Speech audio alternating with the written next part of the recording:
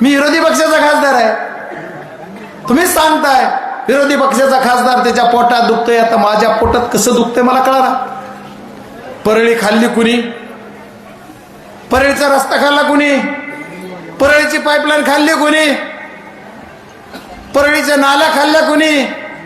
परळीची मशानभूमी खाल्ली कुणी? काय नावं घेऊ, किती किती काय काय सगळं खाल्लं कुणी साहेब. आणि वाईट वक्त खाल्लं तर पोट त्याचं दुखत असतं खाणारच. मला 1,42,000 मताधिक्यानं या लोकांनी निवडून दिलं. खरंच एकदा कशाला तुम्हाला बोगस करायचं होतं? तुम्हाला काय व्हायचं होतं? गिनीज बुकमध्ये नोंद आणायची होती. कशाला गरज आहे तुम्हाला? याच परळीचं भस्मासूर आणि परळीला भस्म करायचं काम ज्यांनी केलं त्यांना आता मात मागायचा काय अधिकार आहे? परमेश्वरानं तुम्हाला संधी दिली, या मिळाली, या संधीचा तुम्ही फायदा करायचा सोडून टीका टिप्पणी करताय आणि स्वतःच भिंतीवर दिवा ठेवून ओवाळून घेताय. काय तर म्हणे काही लोकांना जर कुणाची आठवण येत असेल तर ते फक्त माझे. 100% खरं आहे, येत असेल. काही जणांना येत असेल ना, कोण नाही म्हणून.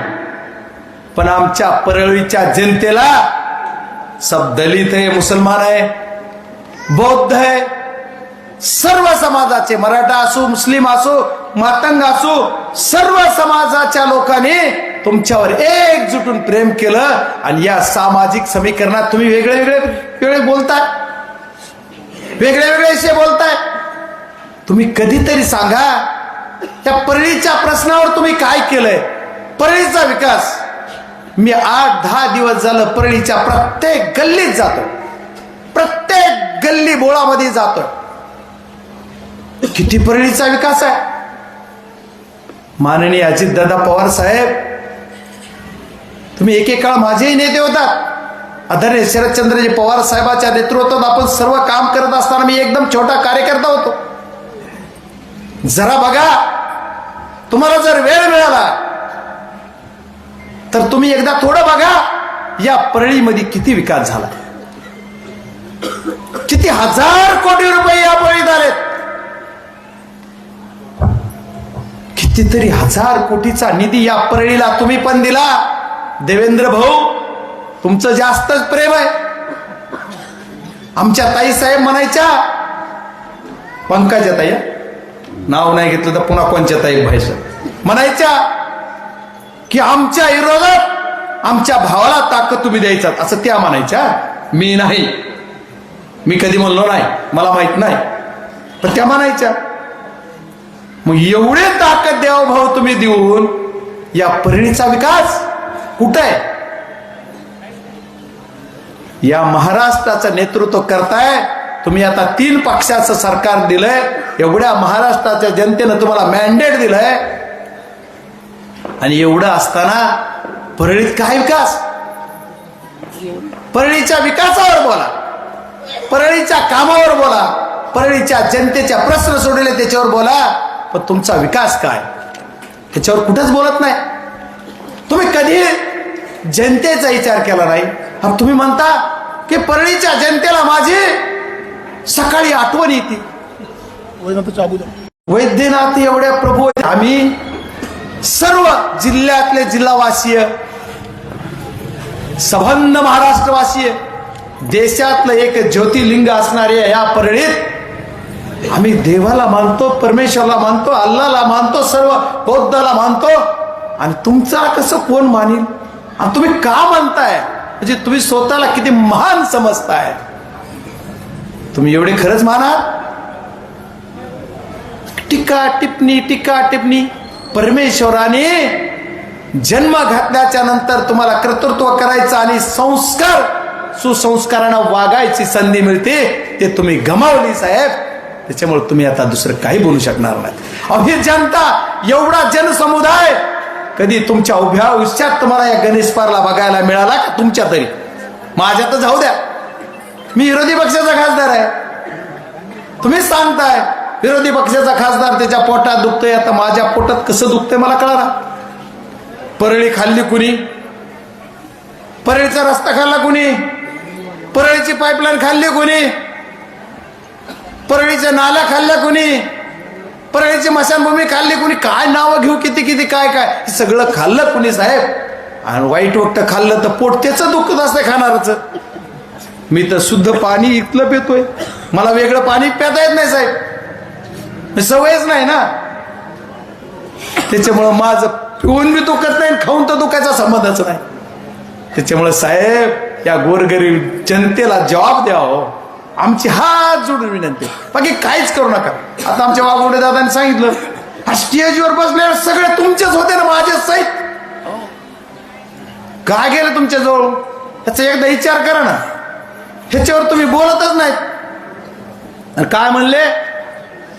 दीपक, मला बोलायचं नव्हतं ह्या विषयी, दीपक नानाचा ऍक्शन झाला तेव्हा 40 लाख मी दिले.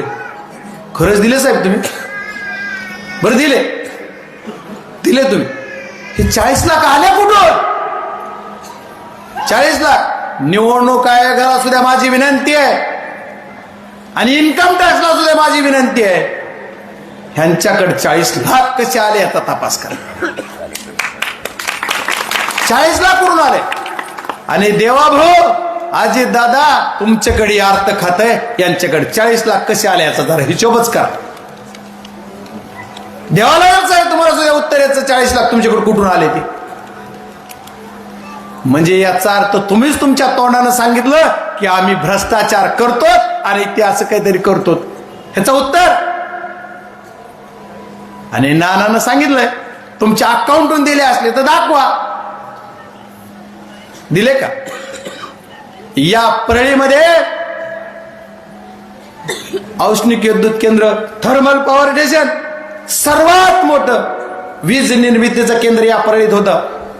या वीज निर्मितीच्या केंद्रातून काय तयार होत होती? वीज. आणि संबंध महाराष्ट्राला पुरवित होता. या परळीतले 5-6 संच तुम्ही बंदच करून टाकले साहेब. बघा पाय, तुमचा पाय गुण सगळे बंद आहेत, सगळे पूर्ण बंद आहेत आता. तुमचा पायगुण साहेब. तुम्ही आलात आणि लाईट सुद्धा गुल. ह्या पट्ट्याचा पायगुण बघा साहेब. मी खासदार झालो आणि रेल्वे बीड पर्यंत आणली साहेब, तुमचा पायगुण. बरं एक जाऊ द्या, त्याच्यातून बंद झालं ते झालं.